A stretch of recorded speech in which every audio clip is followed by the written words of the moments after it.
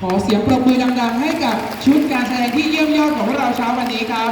ต้องขอขอบพระคุณมากๆสำหรับทีมงานนะคะชมรมนาฏศิลป์โรงเรียนวิชากร